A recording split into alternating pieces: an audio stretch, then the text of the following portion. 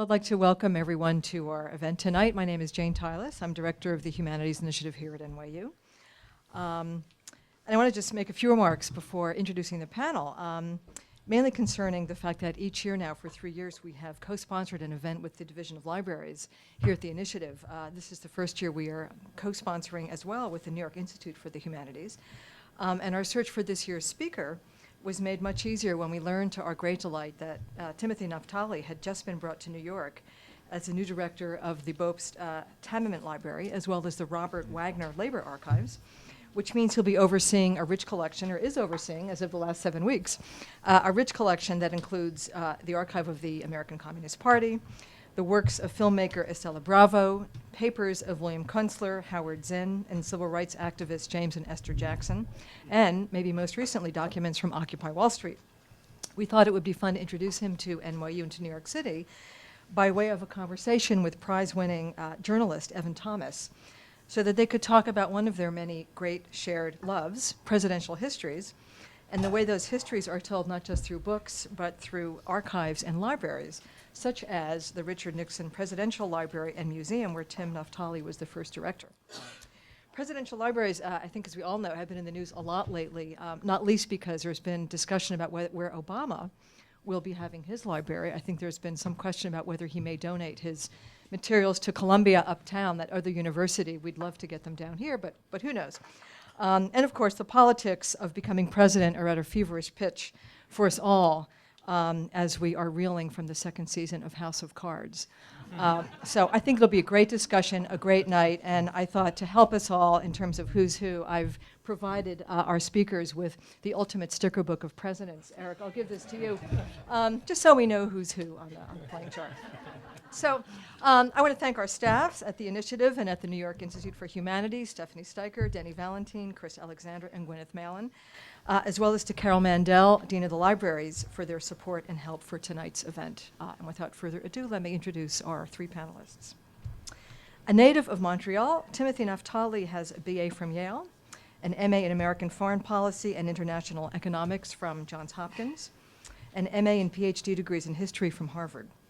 He has taught at the University of Hawaii, at Yale, at UVA, and other universities. At the University of Virginia, he was the founding director of the Presidential Recordings Program at the Miller Center of Public Affairs, which transcribes and analyzes the JFK, Lyndon B. Johnson, and Richard Nixon tapes. And as I've already mentioned, he served as the first director of the Richard Nixon Presidential Library and Museum. He's currently completing a presidential biography of JFK for publication this year. And he's also the author or co-author of 4 books, including One Hell of a Gamble, Khrushchev, Castro, and Kennedy, 1958 to 1964, Blind Spot, The Secret History of American Counterterrorism, and Khrushchev's Cold War, The Inside Story of an American Adversary, which won the Duke of Westminster Medal for Military Literature in 2007. So welcome, Tim, to NYU, and it's great to have you here. Great to be here. He'll be talking tonight with Evan Thomas, the writer of numerous books, including The Very Best Men, Robert Kennedy, John Paul Jones, Sea of Thunder, The War Lovers, and Ike's Bluff, 2 of which, John Paul Jones and Sea of Thunder, made it to the New York Times top 15 bestseller list. He's currently writing a biography of Richard Nixon to be published by Random House in the fall of 2016. He's had an extensive career as a journalist, writing for Newsweek magazine as an editor-at-large, assistant managing editor, as well as Washington bureau chief, prior to which he worked for Time magazine as a correspondent and a writer. He won a National Magazine Award for Reporting in 1999, and his 50,000-word Newsweek election project for 2004 won a National Magazine Award as well. A regular panelist on the political affairs talk show Inside Washington since 1993, and with more than, I think, 40 appearances on Morning Joe and Charlie Rose. Evan Thomas is very tightly scheduled. I feel really lucky that you had time to come with us, to be with us tonight. He's currently the Ferris Professor of Journalism at Princeton, where he's been since 2007. Eric Banks, also a relative newcomer to NYU, is the director of the New York Institute for the Humanities here, and he will be moderating our discussion tonight. Eric is the former editor-in-chief of Book Forum, which he relaunched in 2002, and a former senior editor of Art Forum. He also has served as president of the National Book Critics Circle. As a writer and critic, Eric Banks' writing has appeared in a number of national publications and newspapers, including the New York Times Book Review, the Financial Times, Slate, the Wall Street Journal, Aperture, and the Chronicle of Higher Education. He has also contributed essays to monographs on a number of artists, including Christopher Wool and Franz West. And I'm personally delighted that Eric has joined us this year on the 5th floor of 20 Cooper. Without further ado, I'll turn things over to Eric and our panelists. Again, welcome to all of you. And if you feel the need to get up and get a little more wine or a little bit of cheese, I think it's okay with us. We're doing things a little more informally tonight than usual. Okay with me if it's okay with you. Thank you, Jane. Is this on? I'd like to thank you all for coming tonight. We're really pleased to be able to co-sponsor this event with the Humanities Initiative and the Division of the Libraries. It's a topic that we talked about earlier in the fall, and I think that little did I know. I think when we were sort of approaching the date, just how much we were going to be seeing in a sort of any day's look at the newspaper. How frequently presidential archives have been invoked in the last month. It's kind of impressive. If you look at the New York Times, back on February 15th, there was an article about rehabilitating the image of LBJ. I'm going to read really briefly for this as a way of setting this up, but there was an article that read jumping into the middle of it. Quote, "Nobody wanted that war less than Lyndon Johnson," said Lucy Baines Johnson, 66, who was the president's younger daughter. "No matter how hard he tried, he didn't seem to be able to get out of that quagmire. Not only did he not get out of it in his lifetime, but his legacy indeed has that weight of the world on it." But now, 50 years later, with a coming rush of anniversaries of the legislative milestones of the Johnson presidency, Ms. Johnson and the diminishing circle of family and friends from those White House years have commenced one last campaign. They are seeking a reconsideration of Johnson's legacy as president, arguing that it has been overwhelmed by the tragedy of the Vietnam War and has failed to take into account the blizzard of domestic legislation enacted in the 5 years Johnson was in the White House. There's a list of many of Johnson's the achievements of the Johnson presidency, including the signing of the Civil Rights Act, the launching of Medicare, the Clean Air Act, public broadcasting, the National Endowment for the Humanities, Head Start, and it goes on and on. We're finally closing with a quote from Tom Johnson, a former president of CNN and former publisher of the LA Times, who served for 40 years as chairman of the LBJ Foundation. Quote, "Our goal has never been to create a false image of LBJ," he said in an email to other foundation members. "What we are striving to do is to achieve recognition of the truth about LBJ's years, most of which, except Vietnam and some recognition of civil rights, has been forgotten or swamped by Vietnam." Ms. Johnson responded to that with a one-word note, "Amen." That's from that article. Now, there's nothing more fun than to see the New York Times rebut itself. And 3 days later, it had that opportunity with Maureen Dowd in her column, writing, "I find myself sitting on a bar stool last winter next to Robert Caro at an Irish wake in Times Square for my irreplaceable Times colleague, Frank Prowl. I had an overpowering urge to grab Caro's arm and shake him. For the love of Pete," I wanted to yelp at the 78-year-old historian who has spent 38 years chronicling Lyndon Johnson in more than 3,388 pages. Was he ever going to get to Vietnam? So she's going to take us back and correct anyone who has an aspiration through the LBJ Foundation to correct the record or complete the record. Now, just that very same day, if you flipped a page back in the review section from Maureen Dowd's column, you would have seen a little article by Witold Rapaczynski entitled "Obama and His Library Go Small," which Jane just alluded to in her introduction. Just to read 2 quick paragraphs. "There are reports that Mr. Obama used to be skeptical of having a library at all. A bold move would be to deposit his papers at the Central National Archives and forego a library." Parentheses, "The National Archives and Records Administration manages the 13 presidential libraries, which are built with private funds. The Herbert C. Hoover Library opened in 1962. New paragraph, "Failing that, he should set himself apart by thinking small or at least smaller. Mr. Obama has written a moving book about his early life. There's no need to retell that story. His library should be more of an archive and less of a museum, more of a house, less of a shrine. In an austere age, a modest library could be the grandest statement of all." Now, if you jump forward a couple of days, the Times had to correct itself. An op-ed essay on Wednesday about presidential libraries had 2 errors. While the private foundations that pay for building them must help defray maintenance costs, the libraries are mostly maintained with federal funds. The essay also urged President Obama to deposit his papers at the Library of Congress. But under current law, the National Archives, which runs the libraries, must maintain his papers after his term ends, even if he does not want a library. So there's a lot of confusion about exactly what the presidential archives even are and who owns them and what they represent. The month reached a sort of crescendo fittingly on the last day of the month, February 28th, with the article noting the release of 3,500 pages of the Clinton administration documents that were noting the release by the National Archives of 3,500 pages of Clinton administration documents. The spin on the news in the days leading up to it questioned why there had been a delay by about a year of the first release, since the term governing the release of documents is 12 years, according to the Presidential Records Act, passed in the wake of Watergate in 1978.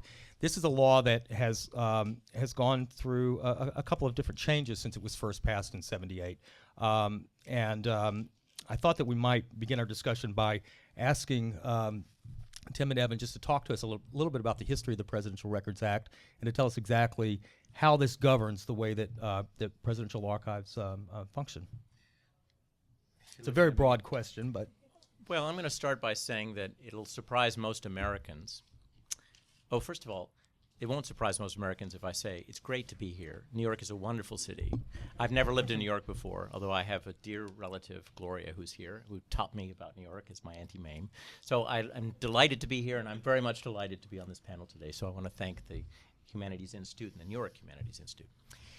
It'll surprise most Americans to know that, like Great Britain, our king, our president, controlled and owned his papers until Nixon. One of the joys of learning about Nixon is that he always overreached. And his overreaching did so much good for the country over and over again because it provided the reason for a corrective. Until Richard Nixon, presidents owned their papers. And their papers were more than their diaries. It included any piece of paper that any agency sent to the White House. So presidents had the right, under the law, unless there was a subpoena, once again, Nixon proving that you can break new ground. Unless there's a subpoena, a president could destroy anything the CIA gave them, anything that any agency gave them, by law. That's why presidents taped.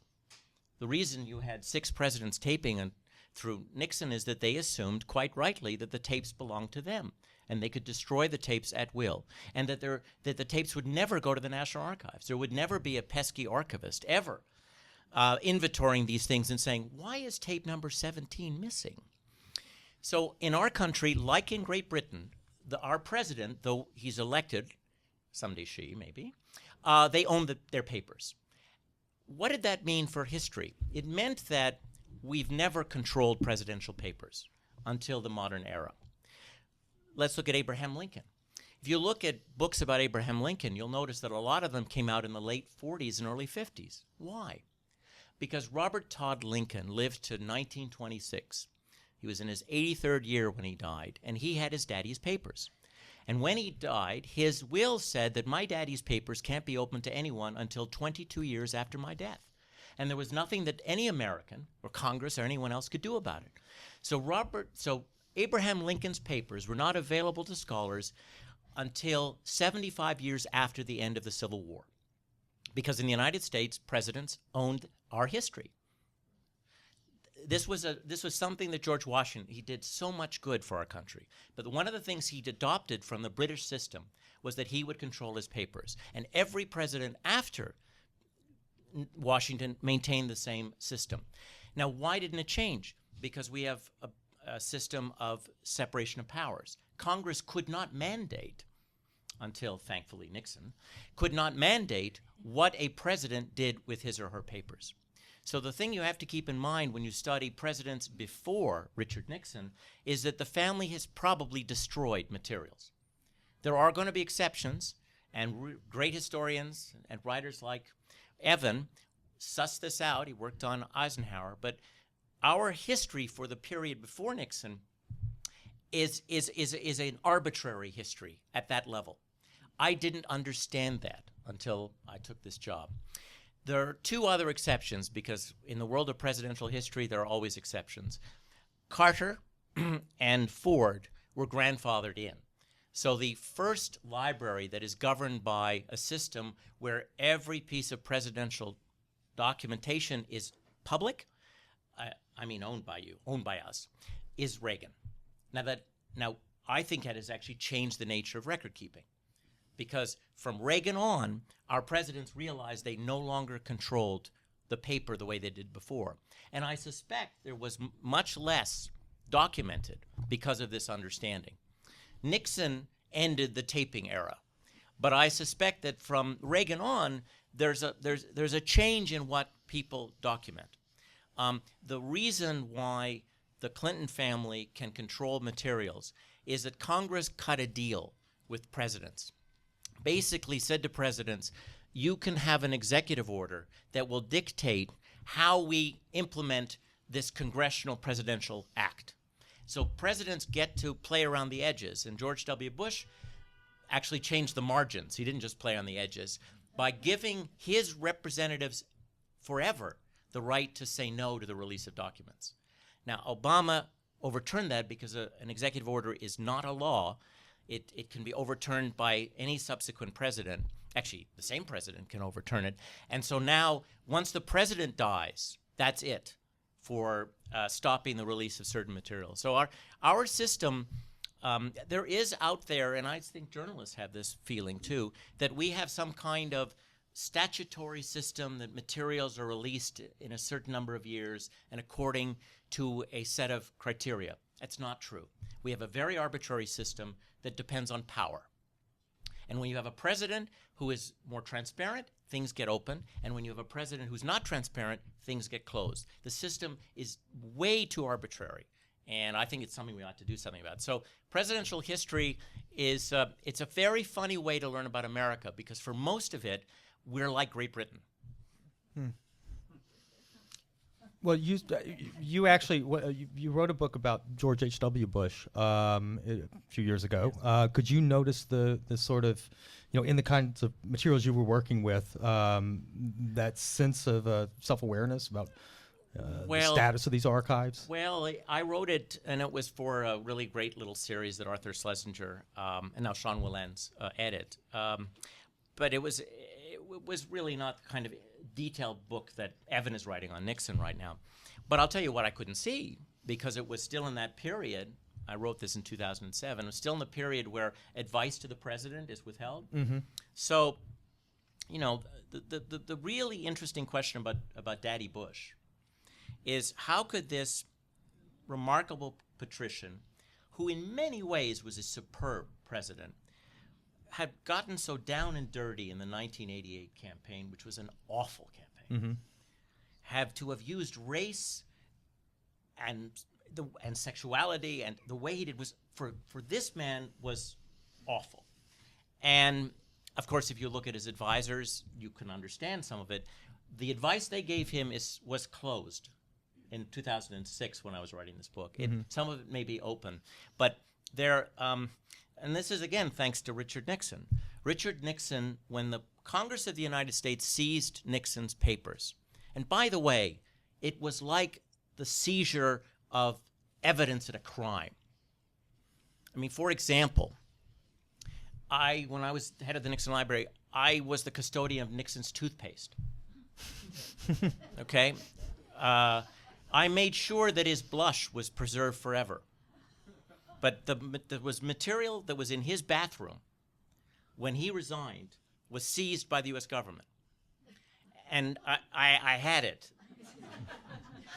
And I decide, you have weird decisions you make in those jobs. And I didn't want to throw away his blush because his makeup had been such an issue in his life that I felt that is a historical artifact.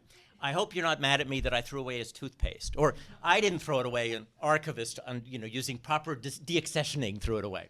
But Nixon's materials were seized, and what happened was that it was a blanket seizure, and we ended up with really private stuff, not just his toothpaste, but people's Super 8. I don't know if you're under a certain age, you won't know what that is, but this is sort of an early film. People, the Nixon people took Super 8s of their kids' birthday parties. Now, why was that in their office? Not nefarious. Well, slightly nefarious. They wanted to save money, and the White House had a really cool developing lab. So it was cheaper for Dwight Chapin to bring his kid's stuff and have it developed by the White House because it was free. So, but when this all got seized, these felons went to jail, and we were stuck with their Super 8 films of their children's birthday parties. Now, what Nixon did was he sued the U.S. government. He said, "You have taken my private property." And this became a big deal. It went to the Supreme Court, and that established definitions of what belongs to presidents. And the Nixon family continued to say, "We should be paid because you took property." And so the U.S. government, the Clinton administration, paid the Nixonians $19 million of our money to settle this seizure. I bet you didn't know that. No, that's what went to pay off Nixon's library. But so the fact of the matter is that in the 1980s, pursuant to Nixon's court case, the U.S. government decreed that there are two areas where a president owns his stuff still. One, private material, but it's not defined. And we can talk about that later. You might be interested in that. And the other, political. When the president is speaking as the head of the Republican or Democratic Party or is talking about political matters, those materials do not belong to the American people. So that meant that anything that was like that in the Nixon collection got sent back to the Nixonians. And for subsequent presidents, the executive order has been used to chop up collections that way. But rather than send them to the family, because the families don't want to keep them, they just let the family control access to that part of the collection forever. And that's why our system doesn't quite work. Mm-hmm. I can speak. I'm going to speak to Nixon for soon, but before I get to him, I've had a lot of experience with the Kennedy Library, where power takes on real meaning. I have a vivid memory of sitting in the office of the then head of the Kennedy Library Foundation, which is a separate institution from the Kennedy Library, and it was explained to me that everybody was terrified of the surviving women, Jean Smith, Ethel Kennedy, God, who was the third? They just lived in fear of her. Mm-hmm. And as a result, I was writing a book about Bobby Kennedy. As a result, Robert Kennedy's records, not just his personal papers, but the Attorney General's papers, although they were in the library and had been, you, the taxpayer, had paid to store them and catalog them and all that, they were not open. It took me about 3 years working through various secret committees, literally secret committees, to finally get permission to see these papers, or some of them. And my other strong impression was that there actually was a file marked Marilyn Monroe in the Attorney General's private papers, which I, of course, asked for. I opened it up, and inside was a movie magazine article. I could almost feel Kenny O'Donnell going, eh. Just because there's a file doesn't mean there's anything in there. Kenny O'Donnell, who was the... Well, you don't know what used to be in there. Well, mm-hmm. Right, that's the point. Right, I mean, who knows what the hell is in there. But I had the distinct feeling that somebody left that article in there as a joke. People like me. Mm-hmm. I later heard from, or maybe before I heard from, Kenny O'Donnell was the President Kennedy's appointment secretary, close friend of Bobby's, and sort of a keeper of the flame, Irish mafia. He had his daughter told me that she had witnessed Kenny O'Donnell getting out the grill, the home grill, mm-hmm. lighting a fire, and burning stuff. Mm-hmm. And that I ran, and stuff that survived, I ran across a letter that Bobby wrote, John McCone, then the head of the CIA. And I can't remember what the issue was, but Bobby wrote, as my father told me, never write it down. So a lot of the stuff they didn't write down to begin with. There was an old tradition in Boston of these Yankee commissions investigating the local Boston Irish government, and the Boston Irish government learned not to write stuff down or mm-hmm. to keep the Yankees from finding it. So, just power politics. So my experience, I don't know how Tim is faring over there, but that of the presidential libraries I've used, that's actually the worst. It's the most spectacular building, I am paid, but there's all sorts of pink slips for privacy stuff pulled, tons, because the first curator of the Kennedy Library, Davy Powers, was the president's pimp. Davy Powers was the guy who procured girls for the president, and he was the guy who was the curator of the library, and he burned stuff right and left. So what's left, you know? I guess. I want to tell you the story. 'Cause, one of the one of the advantages if you walk over on the other side of the curtain. And I wasn't writing about Nixon, so I had a glorious experience. It was really hard, but it was really nice to do public service, and I just become a U.S. citizen, so I didn't go to Afghanistan. I went to Orange County, and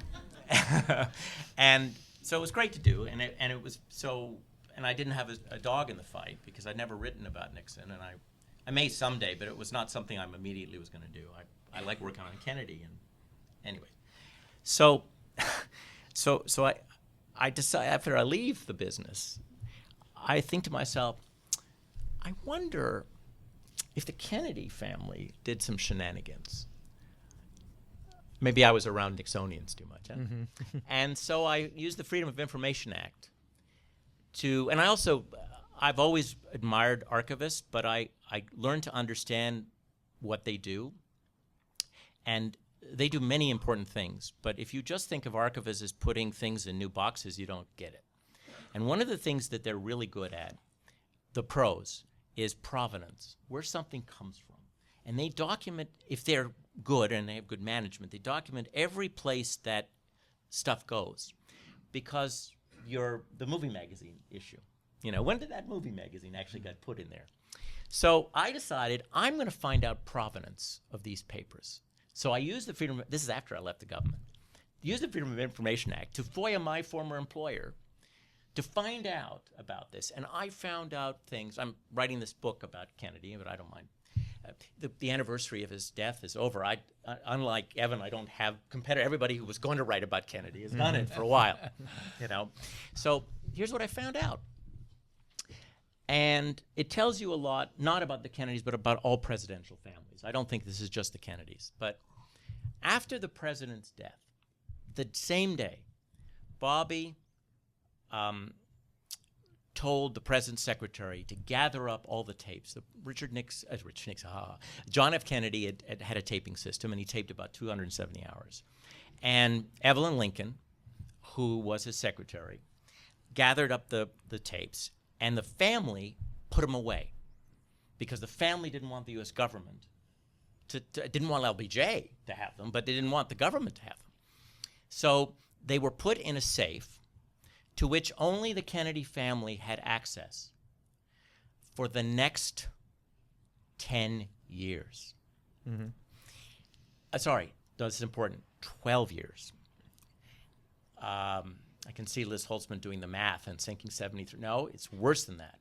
So what happened was the Kennedy family then starts the process of having a library, which happens whenever a president leaves office, however it happens. Everything that they worked on is gathered up, bundled up by the National Archives. And by the way, that's an amazing. I didn't participate, but I knew the people who did it. They do it all in a day. January 20th or 21st, depending on the weather and whether it's Sunday or not. It all happens in a day. It's packed up all in a day and moved out, and normally by the military, because the president's still the commander-in-chief, right? So the Kennedy family stuff is moved to a warehouse in Massachusetts. And the Kennedy family asked for their own safe, and they're granted it. And in this safe are all of the tapes, including the private conversations that have been taped with Jackie. All there. Bobby Kennedy wants to know what's on the tapes, and he pays out of Kennedy family money for transcribers to transcribe these tapes so he can decide what should be made available to the public. And then they had the most extraordinary deed. And that's the point I wanted to see. What was the deed from the Kennedy family to the U.S. government?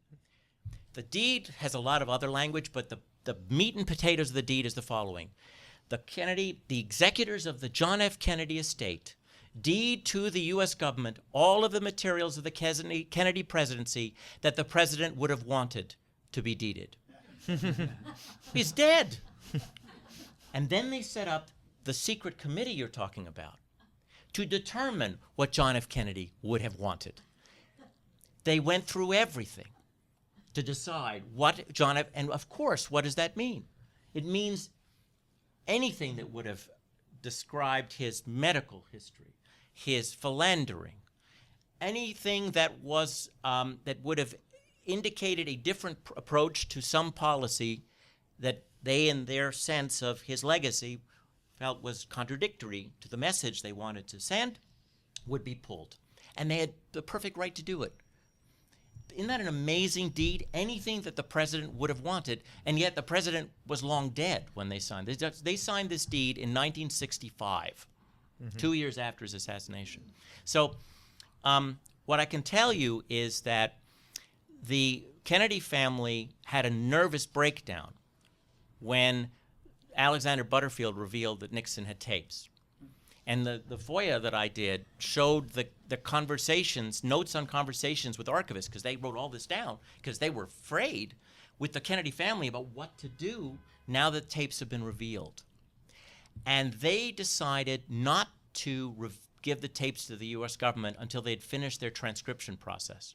So the tapes were only turned over 2 years later, and they were only turned over because something called the Church Committee was investigating assassinations. And so there's records of the Kennedy family removing materials for destruction just before the Church Committee went in to look. Because the National Archives saw these people move, but they had no right to go in the safe. So we won't... More than 18 and a half minutes. More than 8.5 minutes. So though Nixon was absolutely wrong to do what he did, he was not wrong to say that other presidents alter the record. Which is an argument that the Nixon Foundation people made to you. Well, they didn't know this Quite a story, bit. thank goodness. But they made it to, well, their argument to me was, their argument was a little bit different. They didn't care about scholars anymore. What they cared about was social media and the public's interpretation of the President Nixon. So they cared about the museum. They cared about the school tours. They cared about online content. They cared about, because they said, oh, we don't care about the scholars that come. Nobody reads their books anyway, unless they're Evan Thomas. But they cared about the public, and they said, we have a right to control the image of the president that goes from his library, because all the libraries do it. And let me tell you that one of my disappointments in the job was the allies I didn't have. You mentioned Tom Johnson. At a meeting of all of the foundation chiefs and the National Archives, including the Archivist of the United States, Tom Johnson criticized me publicly for inviting John Dean to the Nixon Library because I had broken a rule. You don't bring people who anger presidential families to presidential libraries. And this is Tom Johnson of CNN. He later apologized to me for the effect of what he had done. But there is a sort of an understanding among presidential families not to rock the boat. So the presidential families that were most helpful to me in, I feel, doing the right thing at Nixon might surprise you. The George Herbert Walker Bush family, the Trumans were very helpful. The Johnsons, except for Tom Johnson, who's no relation, were very helpful. But who wasn't helpful? The Clintons. Not helpful at all, because it's very worrisome to them, because they don't want it to happen at their library. The Reagans, they don't want that to happen there. And of course, the ones the most concerned of all were the George W. Bush family. Even though Daddy had a sort of more open feeling about history, probably because he knows it's going to make him look better, the son didn't have the same. Oh, that's interesting. Did you have the Carter and Ford people? Did they? Carter's a funny guy. He doesn't care about it. He had to be forced to have a museum. He had this old museum that was terrible. He didn't care. He was more interested in his post-presidency, which has made him look better. No, he didn't care. And you said Ford? Yeah. He died just when I was starting. I bet he wouldn't have cared. Mm-hmm. And Betty Ford is an amazing person. I'm sure she wouldn't care much. But anyway, the presidential families, some of them have a sensitivity that is quite harmful to history. One of my heroes is Lady Bird Johnson, because Lady Bird did something amazing. And maybe it's because she had a little bit of anger towards Lyndon. We don't know. But Lyndon Johnson had decreed that his tapes, his famous LBJ tapes, would not be opened for 50 years after his death. And Lady Bird said to the first director of the LBJ library, a great guy named Harry Middleton, she said, "Harry, I don't think he meant it." And then she said to him, "Harry, open whatever you want. Just, I leave it up to you. I trust you." So Harry opens conversations about the president talking about his crotch, but equally conversations about getting the Civil Rights Act passed. And they didn't have to do it. They didn't have to. The Johnson family. It was very shrewd. I mean, Yeah. Johnson's standing in history, both in public polls and among scholars, went straight up when those tapes were released because it showed the full Johnson. Yeah, he was talking about his crotch, but he was also getting Richard Russell to do what he wanted him to do, and he was a human being, a very human being, in good and bad ways. But you felt his power and his persuasive power, and it was a huge net plus for him. And I think Harry Middleton understood that, and Lady Bird did too, that it would be a net. But you have to take a risk. And that's the thing. I mean, they knew, Lady Bird, I would assume, knew that her husband was a complicated guy. And some presidential families are not willing to take risks.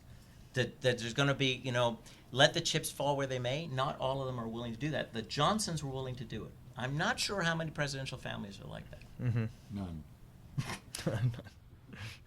How much of your time is spent dealing with members of the family when you're trying to write a presidential story? I mean, when you're working on the Kennedy book, when you're working on the Nixon book, how much are you really dealing with family members at this point? A lot, because they have stuff. They can help you. I had a long, protracted negotiation with the Kennedy family, so it was an interesting exercise. I first dealt with Michael because I needed this access, and even though it's stored in the Kennedy Library, that Mrs. Kennedy had not signed the deed of gift, as they say. So Michael was designated to see me, and he said, he came to my office at Newsweek, and he lay on my couch, and he said, "We expect you to give a donation to the library." And I said, "It's a public library. I'm not going to give you a donation." And he said, "Well, Hollywood does."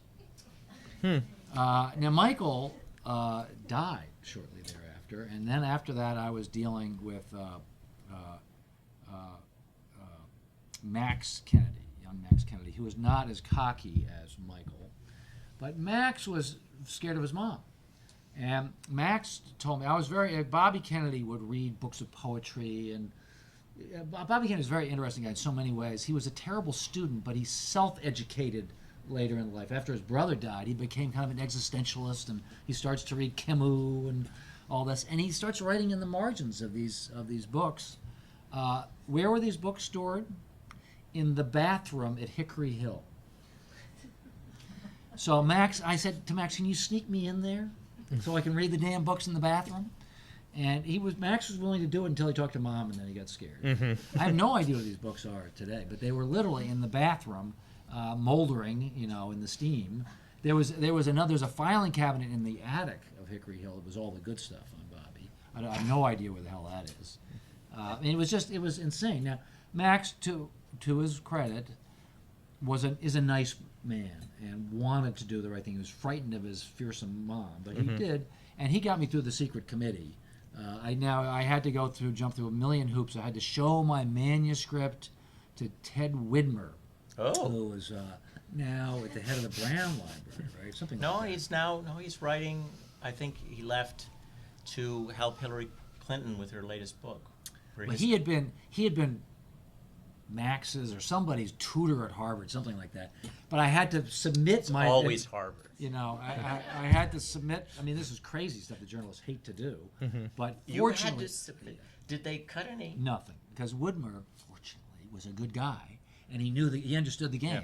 He said, "Nah, fine," and so I was counting on that. But it was, I was not exactly boasting to my journalistic friends that I was running stuff through the family.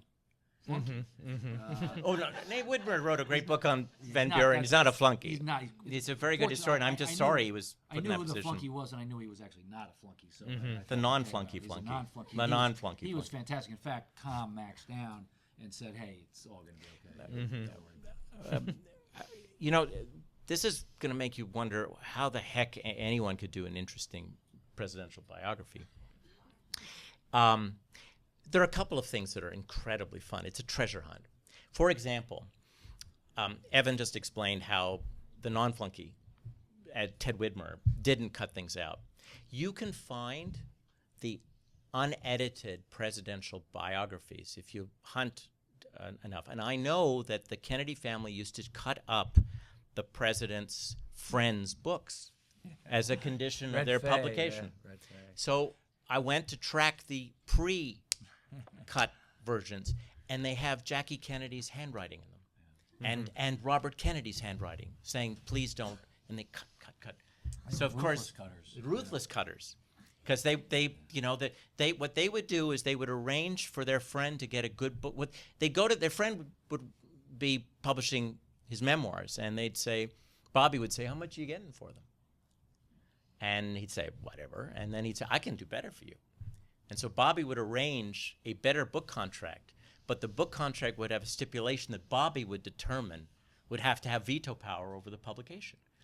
A number of the memoirs of the Kennedy period were printed under those rules. Are there any notable ones that circumvented that in some way, or Well, you know, William Manchester tried, and that's a famous story, and there's a great Vanity Fair piece on that.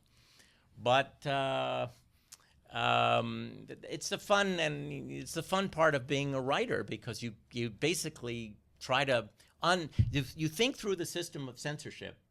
It's a little like samizdat, I guess, in Russia in the old days, I suppose. But you think it through, and then you try to think about, well, how did this move from, and then go to the source. That's one. And the other one I just wanted to say quickly is that with Kennedy and his women, what I've been doing is looking at the plane manifests, and I can document the girlfriends that get flown with the president by looking. So I'm just going through the plane manifests. They didn't disguise the names. Well, though they were stupid about it. So you'd have Fiddle and Faddle. well, but they didn't. You'd have a girlfriend, okay, and it's clear the president had said. And by the way, what you do is you map this with where Jackie is, because until Dallas, Jackie didn't travel with the president on any trips in the United States. She didn't go with him. Dallas is the first time that he brings her on a trip. This is astounding. Anyway, so he would go on trips, and whenever he went on trips, he had a girlfriend with him, or he'd meet somebody wherever he was going. But the girlfriend, okay, if you had a plane manifest, and you have to know a little bit about how the U.S. government works, but you have a plane manifest, and there are 18 seats in a plane, or 20 seats, okay? And they'd have the president's name would be at the top, and then everything else wouldn't be filled in except 16. And that girlfriend's name was there. So it was clear from the beginning that she was going. Nobody else had been determined. And it's idiotic because, and you know why she was Priority seating, well, because they couldn't put her number 2 because, well, who's this, you know?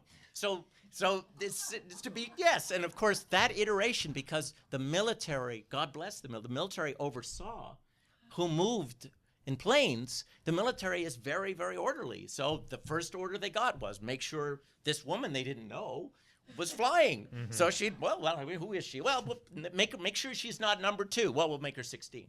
So you can actually document it. But you have to figure out, you know, the White House is an organism, and once you figure out how it documents itself, you know, you can do this. But it requires a little bit of inventiveness. That's good. Yeah, that is very good.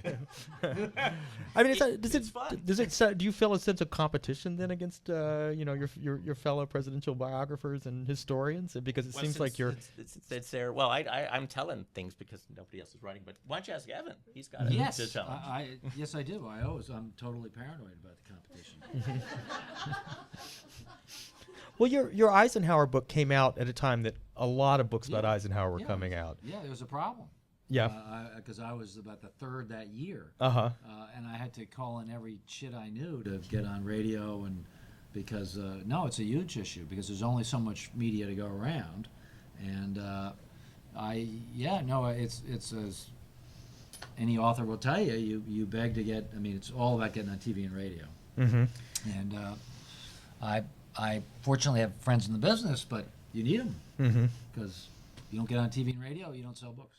Were you surprised at anything you sort of found in the other Eisenhower books that were coming out at the time that you felt like, oh God, I should have had access to this? How did this person find this, and what they did with it? Jeff Frank's book was good. They came out after me. Yeah. I learned from that. I didn't really learn from the other two. I mean, that's an interesting question. I mean, we sort of. That's a president who I think is undergoing a lot of revision at this point in terms of interest in the administration, interest in him personally. But all these things that you mentioned make revision such a necessary part of the writing of presidential histories. Eisenhower, I just couldn't believe. Eisenhower in Abilene at the Presidential Library, the president's doctor's daily diary. He started, Dr. Snyder starts a diary in the fall of 1955 because Eisenhower has a heart attack. The president has a heart attack. And they're worried about his mood because they're worried that he's going to pop a blood vessel from when Eisenhower would get mad and cork off. And so his doctor starts keeping a diary of the president's mood. This is absolute manna from heaven to a biographer. Yeah. For reasons that completely escape me, my competitors didn't touch it. That's really interesting. They thought it was too I don't know. I milked it to a fairly well because it's, Eisenhower was not exactly talking about his mood a whole lot to anybody but his doctor. But he was talking to his doctor about it. And it was just a fantastic document, especially when I was able to overlay moments of mood with things happening in history and, connect dots. There was one, just to give you one example.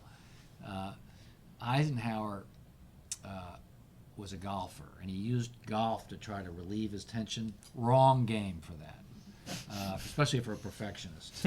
And so his doctor reports one day that they've been golfing, and Eisenhower has thrown his sand wedge at the doctor, almost breaking his leg. Well, it turned out that day Eisenhower had twice changed his mind about a flight over Russia, the U-2 flight over Russia that was critically important, and he was under an enormous mental stress. Well, you connect those dots, from one collection to another collection, and you get some interesting overlays. I'm a huge believer in timelines. For all of you budding historians, write timelines. You'll be amazing how you can connect dots through those timelines because you just overlay various records, and it's not rocket science. It's just doing it, but it's amazing how revealing it. One other. So the competition isn't just simply using material that other people haven't used, though that's part of it. The other is taking stuff that people have been looking at for a long time and seeing a different way to contend with it. I'll give you a quick example. We tend, non-presidential biographers tend to write about slices of a presidency. Whether it's bottom up or top down, it's still, you'll have your civil rights historian, you'll have your Cuba specialist, you'll have your Vietnam specialist. They write the policy studies as if presidents have bifurcated or trifurcated brains, but in fact presidents are making these decisions as they're playing golf, and they're thinking about a lot of things, and there is some overlap, and one policy will affect another. So one of the advantages of what Evan described as the timeline is that you see that they're making decisions at the same time. So what's an example? The president's policy towards Cuba in 1961, the Bay of Pigs, is incomprehensible, I've now concluded, if you don't know about Laos. Because the decisions he makes about when to okay the CIA operation are connected to a detailed negotiation he's having with the Russians through the British to avoid the collapse of this little country no one had ever heard of in Southeast Asia. That's why he's playing around with, because Cuba is not his first problem. His first problem is a war in Southeast Asia. Cuba is something he's inherited. He doesn't particularly like Castro, but the obsession with Castro that we associate with the Kennedys is a later phenomenon, I would describe. Oh, absolutely. And so, what you have to do is you have to basically think about the president's day and realize, oh my God, he's dealing with Laos and Cuba simultaneously. The tapes help you do that. And he wasn't taping in 61, but in 62 and 63 he was. And you can hear him talk about domestic matters in conversations about foreign policy and talking about how I got to make this decision for political reasons and the politics of this will affect my ability to do this in Congress.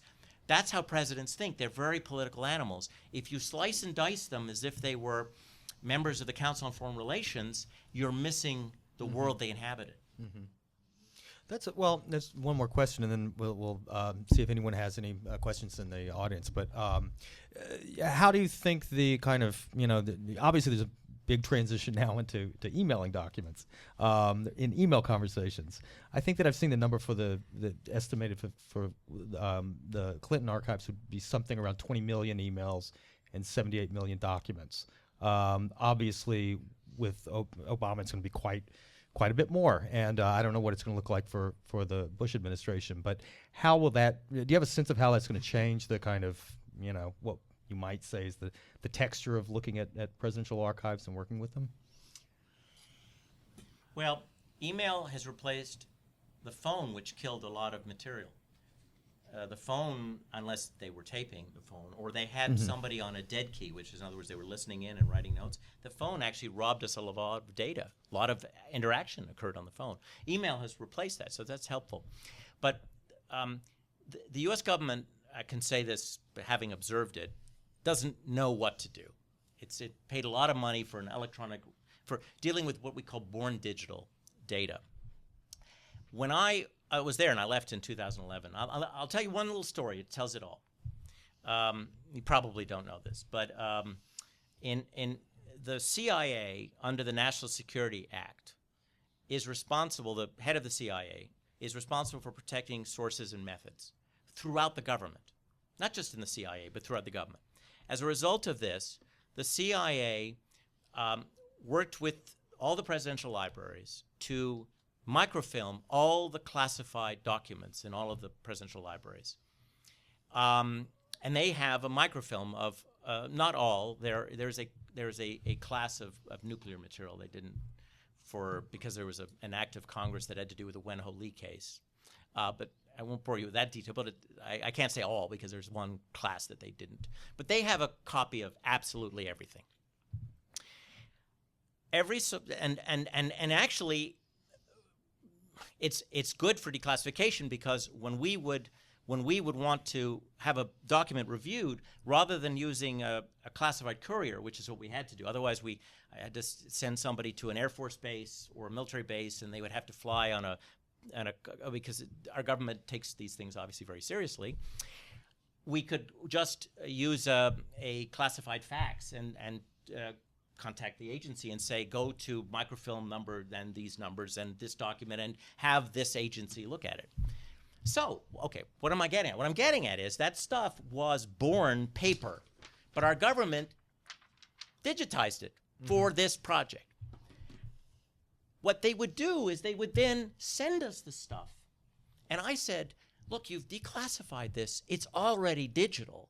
Let me put it on the web. It's already digital. No, can't do that. I said, why? Why not? I mean, the U.S. government, the people of the United States paid for this stuff to be scanned. It's now scanned, and you have now decided, or the State Department, whoever it is, it decided that it's fully declassifiable. Why can't we put it on the web? Our government gets nervous. So not only does it not know what to do with born digital data, it doesn't even know what to do with digital data that it created if it was once in a classified environment. So one of the things that's going to have to happen, and I'm afraid that the Chelsea Manning case has not helped in that regard, is to have the government think a little bit more broadly about born digital data, because what they're afraid of is the email that shouldn't get out. That's what they're afraid of, the one email that shouldn't get out.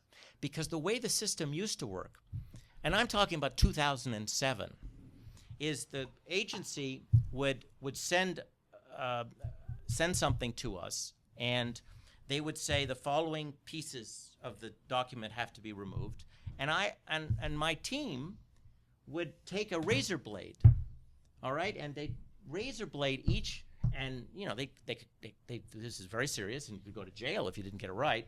Razor blade it, then we'd photocopy it on a special photocopy machine that was never to leave, because I don't know if you know this, but photocopy machines actually have a record of what you photocopy, so that never left that room, and then we would send it, give it to the public. It's extraordinarily time intensive, and there are machines, which we finally got a machine that can do this, but our government is so afraid of massive leaks of information, and I guess, as I said, the Chelsea Manning and Snowden cases are not going to make our government any less open, and haven't. But that's, I think, one reason why Washington has not been at the head of this discussion of born digital stuff. It should be, but it's not, because of this fear of unwarranted releases of material. Now, I would say to you that, and I couldn't say this when I worked for the government, but I don't work for the government anymore, that there should be a level of acceptable risks in our society, that the value of transparency should be stronger than the concern about a couple of unwarranted releases. Now, my job was to make sure there was zero tolerance, okay, when I was, but I'm now not in the position anymore. I think there should be an acceptable risk, because otherwise our government's never going to be able to figure out how to deal with born digital stuff. Yeah.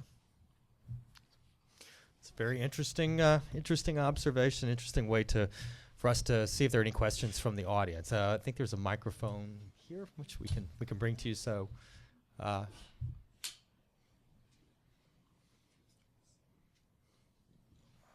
this has been great, very interesting.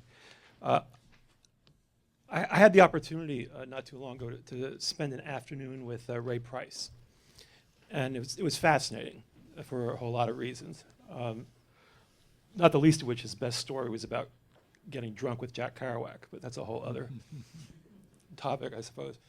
But for some presidents more than others, I suspect, the chief speechwriter is a pretty unique relationship.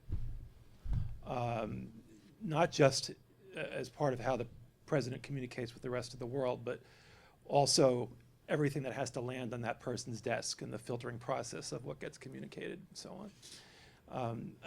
I'm just interested in your thoughts and comments about that. I realize it's different with each president, but it's also just such a fascinating position. I'm absolutely fascinated by it. Well, Ray Price is a lovely guy, and I've spent some time with him. He wrote actually a very good memoir called With Nixon. I haven't gotten to his papers yet at the Nixon Library to know what's in them or how good they are. Maybe you can answer that question.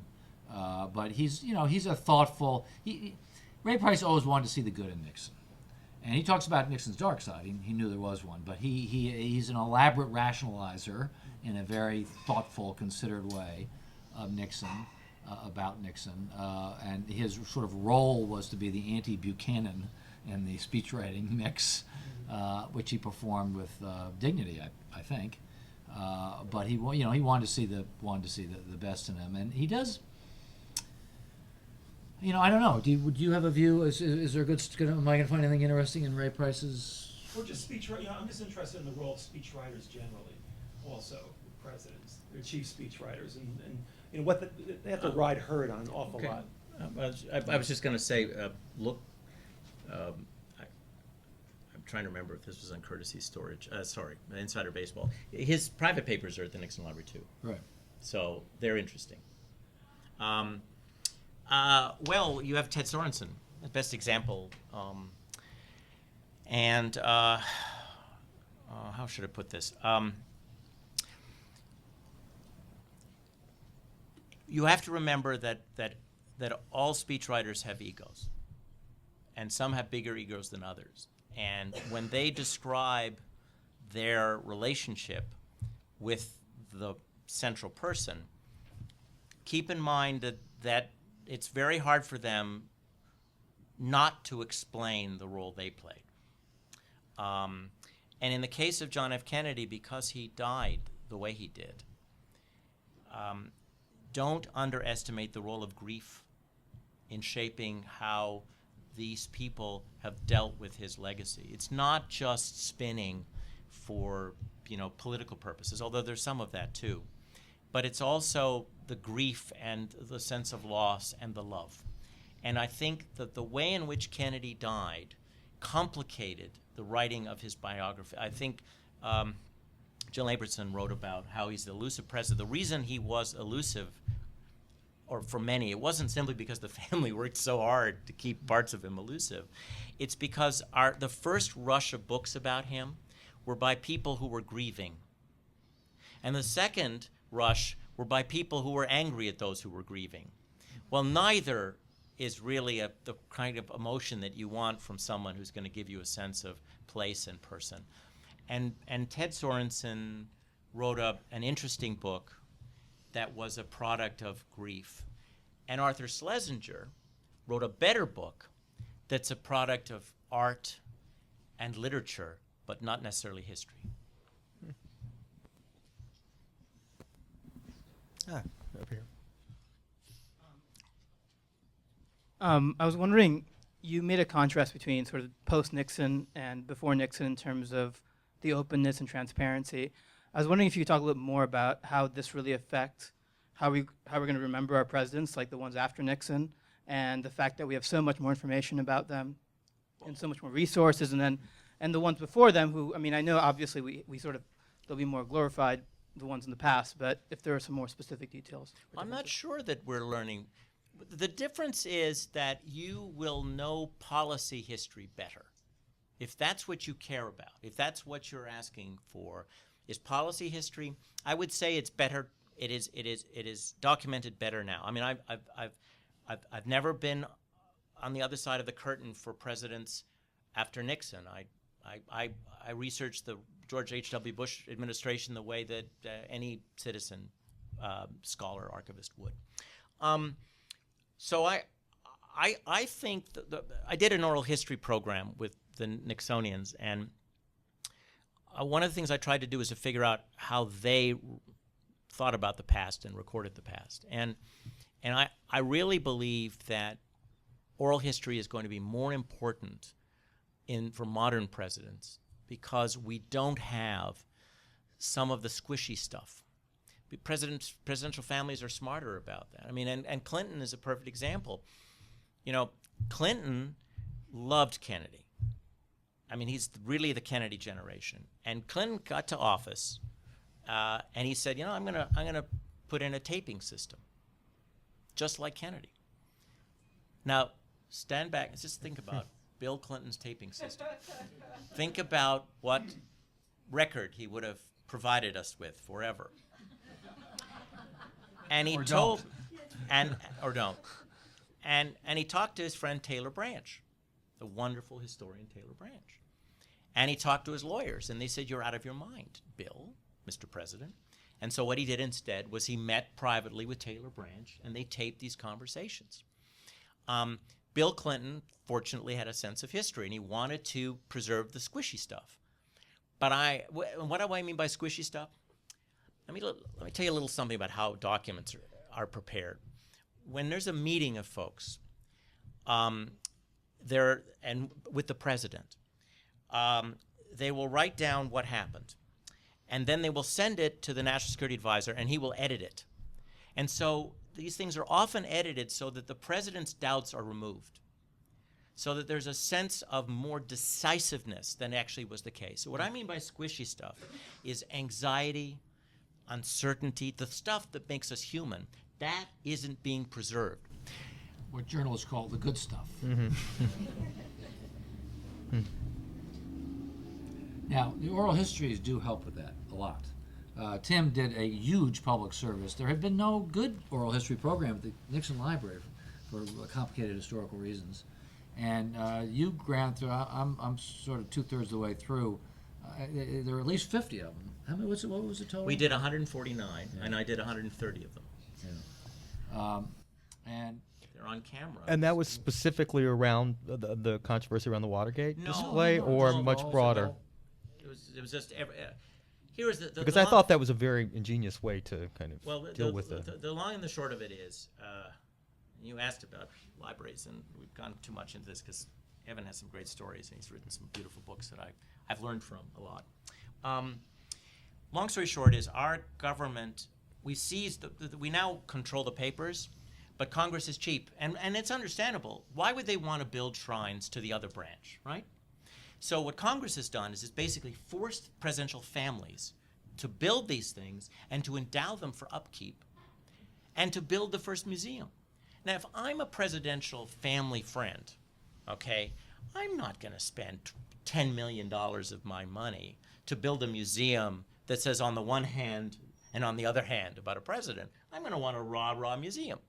Now, Congress does that and then makes the poor National Archives responsible for it, giving the National Archives a veto over it, but the National Archives has no money.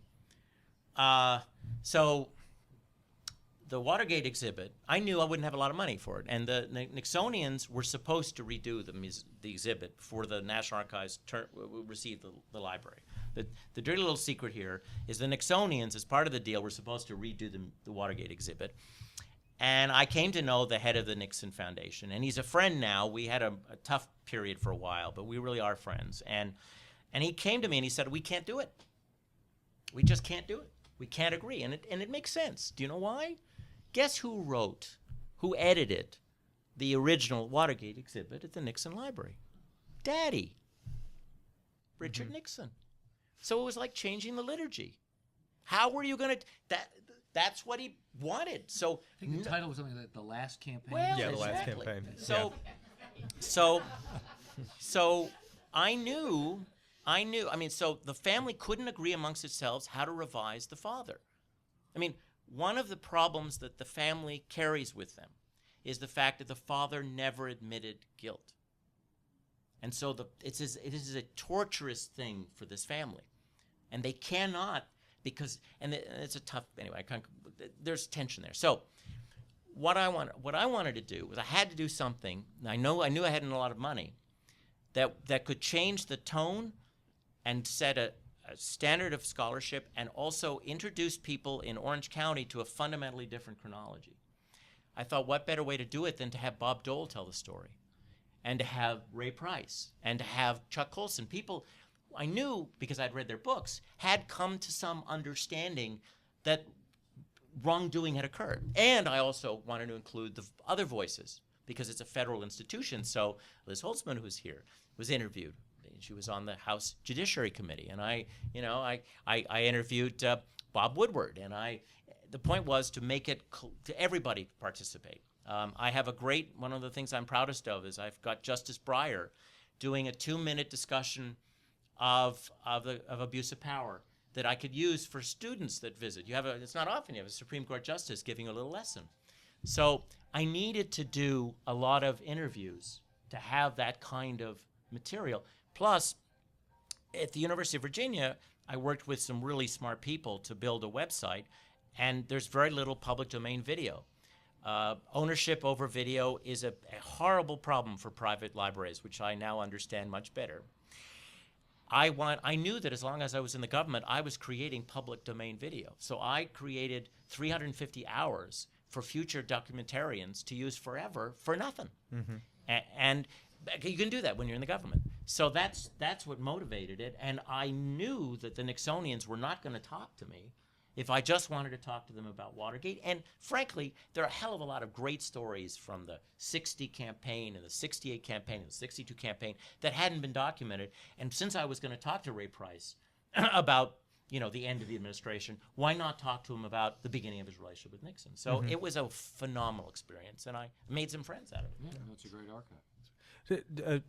In both of your roles as Oh, and in your role at teaching at Princeton, do you have a lot of students who are interested in going into presidential history and thinking about presidential histories in a new way? I'm teaching a writing course. It's really journalism. I'm trying to persuade people to go into journalism, which is Yeah, that's tougher than presidential history. I'm not sure my heart's wholly in this. But Uh-huh. I'm trying.